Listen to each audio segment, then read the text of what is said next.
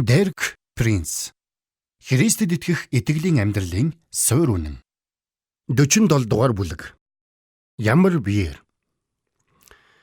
Сүүлийн 3 бүлгээрээ бид Илч Паулийн ярьсан амьдлын 3 гол хэсгийг дистрагаар нь авч үзлээ. 1-р Коринт 15:23-аас 24-ийг үзнэ. 1. Анхны үр жимс болох Христ. Хуучин гэрээний ариун хүмүүстэй хамт амьлуулагдсан Христийн өөрийнх нь амьдал. 2. Христийг ирэх үед түүнийх байх хүмүүс. Өнгөрсөн зуунуудад нас барсан бөгөөд Христийг 2 дахь удаага ирж 1000 жилийн хаанчлалаа байгуулахаас өмнө амьлуулагдах бүх итгэгч нар. 3. Төгсгөл. Эцсийн амьлал буюу мянганы төгсгөлд амьлуулагдах үлдсэн бүх өхөксдийн амьлал. Тэгвэл сүүлийнхээ хэдэн бүлгээр гол төлөв бичээс Христэд итгэгч хүмүүсийг амьлуулагдах үедээ ямар шинжийн биетэй байхыг илчилсэн талаар судлая. Хүний үхээд оршуулгдсан бие, хожим амьлуулагдах биеийн хооронд салшгүй үргэлжлэл байдгийг бид үзсэн. Амьлуулагдах биеийн үндсэн эд нь үхээд оршуулгдсан биеийнхтэй нэг ижил байна. Энэ амьлалаар цоош нь бие бүтээгдэхгүй, харин үхээд оршуулгдсан тэр бие л сэрэгдэнэ. Гэхдээ энэхүү хөдөлшгүй баримт дээрээс нэмээд Христэд итгэдэг хүний биед нүсэр өөрчлөлт гарна гэдгийг хэлэх хэрэгтэй. Үр тариагаар зөвөрлөвөл. Паул энэ асуудлыг ухаж гаргаж ирээд нарийн тайлбарлсан байдаг. Гэхдээ хэн нэгэн үхэгсэд яаж амьлуулагддаг вэ? Тэд ямархуу биетэй ирэх вэ гэж асууж магадгүй юм. Мөнхгөө тарьдагч нь үхэхгүй аваас амьлахгүй. Тарьдагч нь ирэх ёстой бие бус, харин нүцгэн үр юм. Магадгүй буудан эсвэл өөр ямар нэгэн үр байж болох юм. Харин Бурхан өөрийн хүссэнчлэн түүнд бие өгдөг. Үр бүр өөрийн биетэй аж. 1-р Коринт 15:35-аас 38. Паул газар булсан улаан буудан үрээр оршуулгдсан бие болоод амьлалаар сэрэгдсэн биеийн харилцааг дүрслэн өгүүлжээ. Энэ зөвөрлөлийн 3 баримтыг бид биеийн амьлал дээр хэрэгжүүлбэл зохино. 1. Газар булсан үр болоод хожим тэр үрээс үндэслэж ургах ургамал нь хоорондоо шууд үргэлжлэлтэй. Ургаж гарсан ургац нь анхныхаа үрийн үндсэн эдийг л агуулна. 2. Мэдээж анхны үр тодорхой хэмжээний өөрчлөлтийн үе шатаар дамжиж байж л бүрэн боловсрсон ургамал болно. Шинэ ургамал нь үзэмж төрөх хэлбэр галбираараа анхны үрээс тис өөр байна. 3. Анхны үрийн мөн чанараар л ургамлын мөн чанар шийдэгдэнэ. Ямар үр байна, тийм л ургамал ургана. Улаан буудан үрээс улаан буудаал ургах бол 10 үрээс 10 буудаал ургана. Одоо үр тарианы зөвөрлөлөөс тунгаасан дээрх 3 баримтаа амьлуулагдах биеийн мөн чанартай тулгаж үзье. 1. Үхээд оршуулгдсан бие болоод амьлуулагдсан бие нь хоорондоо шууд үргэлжлэлтэй. 2. Мэдээж явцсын дунд амьлуулагдсан бие нь тодорхой хэмжээний өөрчлөлтөөр дамжина. Амьлуулагдсан шинэ бие нь үзэмж төрөх хэлбэр галбираар оршуулгдсан биеэсээ өөр байна. 3. Оршуулгдсан биеийн мөн чанар нь амьлуулагдсан биеийнхээ мөн чанарыг шийднэ. Итгэгч хүний энэ газар дээрх нөхцөл амьлуулагдсан биеийн нөхцөлийн хооронд хөврөл бүхий учир зүйтэй холбоо оршино. Амьлалаар итгэгч хүний биед ямар мөн чанарын өөрчлөлт гарах талаар Паул тунч дэлгэрэнгүй ярьжээ. Бүх махбод адилгүй. Хүний махбод өөр байхад амьтдын, шувуудын, загаснуудынх ч өөр аж. Мөн тэнгэрлэг биес ба газрын биес гэж байна. Харин тэнгэрлэг биесийн гэлба өөр, газрын биесийн гэлба өөр юм. Нарны гэлба өөр, сарны гэлба өөр. Одны гэлба өөр байдаг. Од одноос гэлбаагаараа ялгардаг. Үхэгсдийн амьлал нь тийм байна. Энэ нь муудах байдал дор таригдаж, үл муудах байдал дор амьлуулагдана. Энэ нь үл хүндлэл дор таригдаж, алдар дор амьлуулагдана. Энэ нь мөхөс байдал дор таригдаж, хүч дор амьлуулагдана. Энэ нь төрлөх биеэр таригдаж, сүнслэг биеэр амьлуулагдана. Төрлөх бие байдаг бол сүнслэг бие ч мөн байгаа. 1-р Коринт 15:39-44. Энэ зурглалыг 53 дугаар ишлэлдэр хэлсэн Паулийн мэдэгдэл гүйцээж байна. Учир нь муудах нь үл муудахыг өмсөх ёстой бөгөөд үхтэх нь үхшгүйг өмсөх ёстой. Ишлэл 53. Амьдлын үеэр итгэгч хүний биед гарах өөрчлөлтийн мөн чанарын талаар Паулийн хэлсэн дүн шинжилгээг дараах цоврал мэдэгдлэр илэрхийлж болно. 1. Байгаль дэлхий дээрх бидний мэдих бүтээлийн биес ч өөр хоорондоо мөн чанараараа болоод үндэс бүтцээрээ ялгардгийг Паул хэлжээ. Паул хүн, амьтан, загас, шувууд тэргүүтээ үндсэн хэдэн ангиллыг нэр дурдав. Энэ нь хүний бүл доторх төрөл төрлийн угсаатны цус нь хоорондоо химийн найрлагаараа ялгардаггүй боловч хүний цусны химийн найрлага болоод амьтны цусны химийн найрлага нь маш өөр байдгийг тогтоосон орчин цагийн шинжлэх ухааны дүгнэлттэй таарч байна. 2. Бидний мэдих дэлхий дээрх биетүүдийн дээр бидний нэрлэлдгээр тэнгэрийн юм уу, тэнгэрлэг эрхэс биетүүд байдгийг Паул бас хэлжээ. Энэ нь ч мөн сүүлийн үеийн шинжлэх ухааны нээлттэй таардаг. Хүн шинжлэх ухааны хүчээр сансар огторгойд гарсан. Гэхдээ хүн сансарт гагцхүү газрын уур амьсгал нөхцөлийг бүрдүүлсэн бүхээг дотор л байгаа нөхцөлд амьдрна. Хүн цэнхэр гаргаас хаах олдлож гэртээ байгаа юм шиг байж чадахын тулд одоогийн энэ биеэсээ тис өөр биетэй болох ёстой. Гэхдээ хүн өөрөө ингэж чадахгүй учраас бурханд л найдахаас өөр аргагүй. 3. Бидний харж буй төрөл төрлийн тэнгэрлэг эрхэс биет болох нар, сар, одод нь хоорондоо мөн чанараараа бөгөөд гэрэлтэх хүчин чадлаараа өөрөөр байдгийг Паул хэлжээ. Нар өөрөө гэрэлтэгч бол харин сар нарны гэрлийг л ойлгон тусгадаг. Одод ч харилцан адилгүй гэрэлтэн. Яг үүнтэй адилхан итгэгч хүмүүсийн биеч үхлээс амьлуулагдахта ийм байхыг Паул мэдэгдэв. Тэд алдраар харилцан адилгүй гэрэлтэн. Үүнийг Даниэл 12:2-3 дээр иш үзүүлэн зөгнсөн юм. Газрын шорон дотор нойрсогч олон нь сэрж, зарим нь мөнх ам руу, нөгөө нь гутамшиг ба мөнхийн жигшил руу явна. Хэрсэн ухаантнууд тэнгэрийн мандлын гэлбаа шиг олныг зөвхт байдалд авчрагчид од мэд үрд мөнх туяарах болно. Даниэлийн дамлуулагдсан ариун хүмүүс харилцан адилгүй шагнал алдар хүлээн авахыг зөгнөн хэлжээ. Бурхны үннийг бусдад хамгийн хичээл зүтгэлтэй, итгэмжтэй мэдүүлсэн хүмүүс хамгийн тод гялалцна. Одод мэд жавхланд биеэр амьлуулагдсан ариун хүмүүсийн талаарх энэ дүрсэл нь нөгөө талаараа Авраамд өгсөн Бурхны амлалтын биелэл буюу. Түүнийг гадагш гаргаж, чи тэнгэрүүд хар, оддыг тоолж чадвас тоол гэв. Тэгээд тэрээр түүнд үр удамч нь ийм олон болно гэж айлдав. Эхлэл 15:5. Бурхны амлалт үгд Авраам шиг итгэж дуулууртай дагсан Бурхны үгийн тэнгэрлэг үрийг зүрхэндээ итгэлээр хүлээн авсан хүмүүсийг Бурхан Авраамын үрд тооцдог. Үнэн дээр итгэгч хүн бүрийн зүрхэндээ итгэлээр хүлээн авсан Бурхны үгийн муудашгүй үрийн ачаар л зөвхт хүмүүс амьлуулагдах боломжтой болж байгаа юм. Бурхны эцсийн амлалт биелэх өдөр буюу амиллаар Бурхны үгд итгэх итгэл дээрээ үндэслэн амилсан итгэдэг бүх хүн тоогоор ож, алдраараж Бурхны Авраамд үзүүлсэн тэр одод шиг байх бөгөөд бас харилцан адилгүй гэрэлтэх болно. 5 онцгой өөрчлөлт. Итгэгчдийн амьлуулагдсан биеийн мөн чанарт гарах тодорхой өөрчлөлтийг Паул цуврааж хэлээд үгээ төгсгөжээ. 1. Одоогийн бие нь ялзарлын иргэшээлд байдаг бөгөөд мууддаг. Өөрөөр хэлбэл өвддөг, доройтдог, өтөлдөг. Тэгвэл харин шинэ бие нь муудшгүй бөгөөд бүх төрлийн муугаас чөлөөтэй байна. 2. Одоогийн бие нь үхлийн иргэшээлд байдаг бөгөөд мөнх бус. Тэгвэл шинэ бие нь үхэшгүй бөгөөд үхэх боломжгүй байна. 3. Одоогийн бие нь хүндэтгэлгүй бие юм. Филиппе 3:21 дээр бидний дорд бие гэдэг.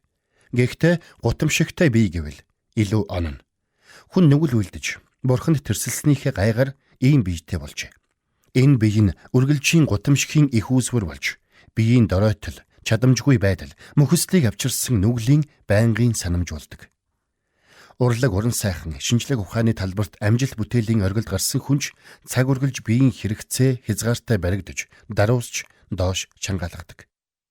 Тэгвэл амьлуулагдсан шинэ бие нь хүний одоогийн энэ бүх хязгаараас эрх чөлөөтэй, гоо үдсгэлэнтэй, сүр жавхлантай байна. 4. Одоогийн бие нь доройтсоор булшны иргэшээлд орно. Оршуулгын ёслол нь үхэлд төлөх хүмүүний эцсийн өр бөгөөд хүн ямар сул дорой болохоо үг дуугийг хүлээн зөвшөөрч буй хэрэг мөн. Тэгвэл төгс хүчит Бурхны хүчээр булшнаас босох шинэ биеийн амилал нь Бурхан бол үхлийн болоод булшны хүчийг бут зөгтөг.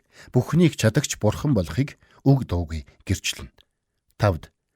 Одоогийн бие нь төрлөх бие буюу үгчилбэл сэтгэл төвтэй бие юм. Төрлөх хэмээн орчуулсан психикос гэдэг грек үг нь сэтгэл гэсэн утгатай психике хэмээх үгээс үүсжээ. Харамсалтай нь англи хэлд үүнийг нэрлэх оноос нь тэмдэг үг байдаггүй тоогүй. Бурхан анх хүнийг сүнс, сэтгэл, бие хэмээх гурвалсан бүтэцтэй бүтээжээ. Энэ гурвалсан бүтэц дундаас хүний сүнс нь Бурхантайгаа шууд харилцан нөхөрлөж, арай доод бүтэц болох сэтгэл, бие хянан захирахаар бүтээгдэжээ. Гэтэл хүн өдөөлтөд автаж нүгэл үйлдэсний хар гайгаар хүний мөн чанарын доод бүтэц болох сэтгэл бие хоёр нь ухасхийн хяналтыг гартаа оруулжээ. Энэ явдал хүний дотоод хувь чанар биед их холын урхагтай өөрчлөлт авчирсан юм. Хүний бие сэтгэл төвтэй болов. Тэр цагаас хойш хүний биеийн эд эрхтэн хийгээд үйл ажиллагаа нь сүнснийхээ дээд тэмүүллийг бүрэн илэрхийлэх чадвараа алдаж, гагцхүү сэтгэлийнхээ доод хүслийн дур илэрхийллийг хангахын төлөө оршихолжээ. Тодорхой утгаараа хүний сэтгэл төвтэй энэ бие нь хүний сүнсийг хааж боодог шорон юм. Тэгвэл амьлуулагдсан шинэ бие нь сүнс төвтэй байна. Шинэ бие нь хүний сүнсний дээд тэмүүллийг илэрхийлж, биелүүлэхээр төгс цогцолсон байна. Ийм шинэ биеийг өмссөн сүнс нь эргээд хянагч бүтэц болж амьлуулагдсан итгэгч хүн бүрэн эв нэгдэл төгс уялдаатай ажиллана. Паул хуучин бөгөөд шинэ биеийн ялгааг харуулахдаа Адам Христ хоёрын биеийг харьцуулаад амьлуулагдсан итгэгч хүний бие эзний биетэй адил байна хэмээн дүгнжээ. Анхны хүн нь газраас бөгөөд шорон, хоёр дахь хүн нь тэнгэрээс болоо. Шорооных нь ямар байдагчлан шорооноос буйн тийм бөгөөд тэнгэрийнх нь ямар байдагчлан тэнгэрээс буйн тийм байна. Шорон хүний дүрийг бид өмсдөг шиг тэнгэрлэг хүний дүрийг бид өмсөх болно. 1-р Коринт 15:47-49. Өөрөөр хэлбэл хүний одоогийн энэ бие нь байгалийнхаа мөн чанараар бүтээгдсэн анхны хүн төрлөختний өвөг болох Адамын биетэй адилхан ажээ. Тэгвэл амьлуулагдсан итгэгч хүний бие нь шинэ бүтээлээр дамжуулан шинэ угсааны тэргүүн болсон Христийн биетэй адилхан байх ажээ. Үүнд Христэд итгэх итгэлээрээ нүглээс болоод нүглийн хор уршигаас аврагдан сэргээгдсэн бүх хүн багтана. Паул итгэгч хүний амьлуулагдсан биеийн талаар өөр нэгэн төстэй зураглал хэлжээ. Харин бидний иргэний харьяалал тэнгэрт байгаа бөгөөд тэндээс бид аврагч эзэн Есүс Христийг хүлээж байна. Тэр бүх хэмсийг өөртөө захируулж чадах хүчээрээ дорд биеийг маань өөрийнхөө цог жавхлант биетэй адил болгон өөрчилнө. Филиппо 3:20-21.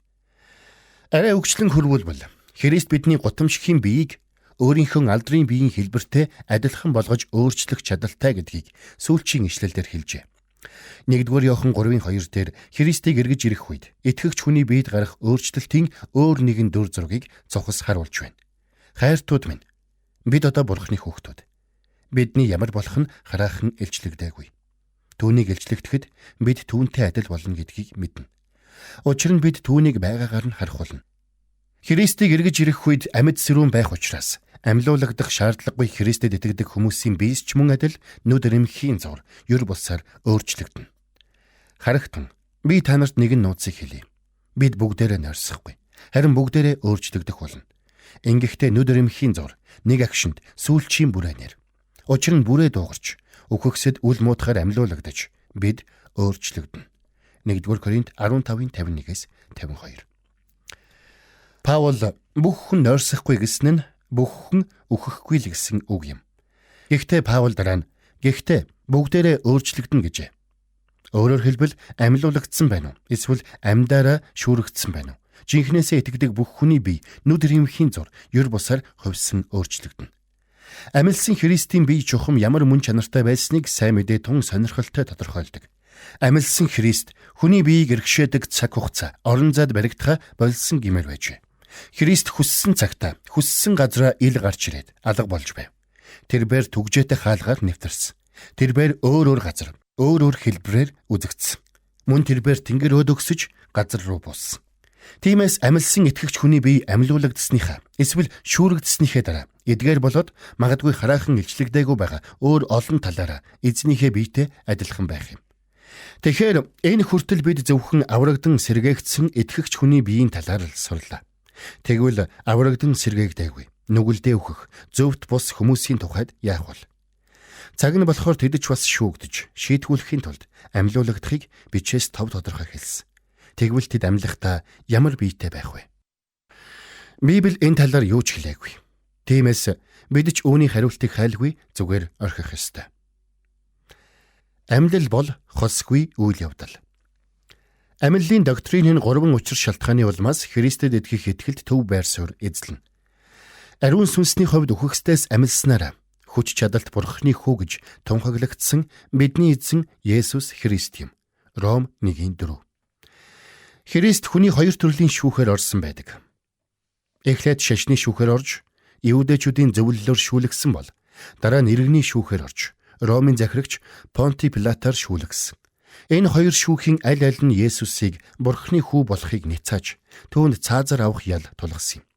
Үүгээр барахгүй тэд Есүсийг булшнаас нь алдахаас айсанд хүчээ нэгтгэн арга хэмжээ авсан байдаг. Тэгээд Юудэчүүдийн зөвлөл Есүсийн булшийг дангинтал лацдсан бол Ромын захирагч зэвсгэлсэн цэргүүдээр мануулжээ.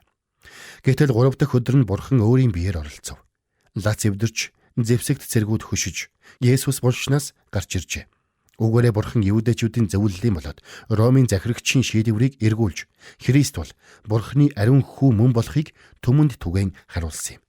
Амьлал нь онц хосгүй үйл явдал мөн болохын 2 дахь шалтгаан нь энэ нь Христэд итгэж нүглээ гэмшсэн хүн бүрийг Бурхан уучлж аварсны баталгаад тамгуулдаг. Бидний хилэнцээс олж Есүс тушаагдсан бөгөөд биднийг зөвтгөхийн төлөө амьлсан юм. Ром 4:25. Христ үхлээс амьлуулагдсан гэдэг баримт дээр үндэслэж гэмт хүн зөвтгөгддөг нь эндээс харагдаж байна. Христ загалмаа дээр эсвэл булшиндаа үлдсэн бол нүгэлтнийг аврах Бурханы аврал мөн хамын амлалт хизээж биелэхгүй байв. Гагцхүү гэмт хүний итгэлээрээ хүлээн авч тунхагласан амьлсан Христэл түүнд өршөөл, амар тайван, мөнхийн ам, нүглийг дийлэх ялалтыг авчирдаг. Хэрэв та Есүсийг эзэн гэж амаараа хүлээн зөвшөөрч, Бурхан түүнийг үхэгсдээс амьлуулсан гэдэгт зүрхэндээ итгэвэл аврагдах болно. Ром 10:9. Хүн 2 зүйлийг үйлдэж байж л аврагдана. 1. Есүсийг эзэн хэмээн ил тод хүлээн зөвшөөрөх. 2. Бурхан Есүсийг үхлээс амьлуулсан гэдэгт зүрхээр итгэх. Ийхүү авралт хүргэдэг итгэлд амьлалд итгэх итгэл багтдаг ажээ. Христийг амьлсан гэдэгт итгэдэггүй хүмүүс аврагдахгүй. Үүнийг учирдсан ухаанч жирийн ухаарлж батлана. Христ үхлээс амьлуулагдаагүй бол ямар хүчээрээ гэмт хүнийг уучлж аврах вүлээ? Харин бичээсийн мэдэгдснээр хэрэв тэр амьлсан бол энэ нь түүний бусдыг уучлж аврах баталгаа болно. Тиймээс тэр өөрөөр нь дамжуулан Бурханд ойртогсдыг бүр мөсөн аварч чадна. Тэр тэдний төлөө зуучлан залбирахын тулд үргэлж амьд байдаг. Еврей 7:25. Христ амьлсан гэдэгт итгэх нь Бурханы авралд итгэх итгэлийн цөм юм. Христ амьлуулагдаагүй бол бидний тунхаглал хоосон, та нарын итгэлж хоосон болно. 1-р Коринт 15:14. Христ амьлуулагдаагүй бол та нарын итгэл хоосон агаад та нарч нүгэлдээ байсаар байна. 1-р Коринт 15:17. Бичээсийн эдгээр мэдэгдэл үгийг өнөөгийн Христэд итгэгч нарын аж байдал билээхэн батлан харуулдаг. Христийг биеэр бодитоор амьлсныг жадлан эсэргүүцдэг теологч хүмүүс гаргаж ирсэн онол суртлаа зоргоороо ярил ярьж илвэг. Гэхдээ тэд өөрсдөө нүглээ уучлуулахын баяр баясал амар тайвныг хизээж эдлэхгүй болов. Амьлал нь онц хосгүй үйл явдал болохын 3 дахь буюу эдсийн шалтгаан болмоос. Энэ нь Христэд итгэдэг бидний хамаг найдвар найдлагын туйл хийгээд энэ газар дээр чардайн зүтгэсэн итгэлийн амьдралын маань оройн дээд зориг мөн буюу. Газар дээрх хамаг хүчин зүтгэлийнх нь оройн дээд зориг ололт нь чухамхүү амьлал болохыг Паул хэлсэн. Тэрбээр юуны төлөө ингэтэл итгэлээр хичээн зүтгэж яваад байгаагаа ярихтаа. Ингэхдээ би үхэлд нь түүнтэй адил болсноор түүнийг болон амьллынх нь хүчийг бас зовлонг нь хуваалцахыг таньж мэдээд үхэгсдийн амьлалд хүрч очмоор байна. Би хэдийнэ олж авсандаа эсвэл хэдийнэ төгс болчихсондоо бос харин Христ Есүст юуны төлөө баригдсан түүнийг л барьж авахын тулд мөрддөг хэмэв. Филиппой 3:10-12. Амьллынх нь хүчийг таньж мэдээд үхэгсдийн амьлалд хүрч очмоор байна гэсэн 2 үгийг тусгайлан анхаарна. Паул хамаг л итгэл хүчин зүтгэлийнх нь амин зориг болсон үхлээс амьлуулагдах амьллаас бусад юмыг үнэндээ юмын чинээ тоогоогүй байна. Христэд итгэдэг хүн бүр энэ талаараа яг Паултай адилхан хандлагатай байх ёстой. Амьлал байхгүй бол бидний Христэд итгэх итгэл, итгэлийн амьдрал хөв хөөрхий, хов хоосон, хов худлаа болно. Бид зөвхөн энэ амьдралынхаа төлөө Христэд найдсан бол бид бүх хүмүүсээс хамгийн өрөвдөлтэй нь болно. 1-р Коринт 15:19. Нөгөөтэйгүр хэрэг бид амьлалд үнэхээр итгэдэг бол үүндээ хүрэхийн төлөө Паул шиг л эргэлт боцолдгүй давшина. Та Дерк Принцийн Христэд итгэх итгэлийн амьдралын суурь үнэн номын 47 дугаар бүлгийг сонслоо.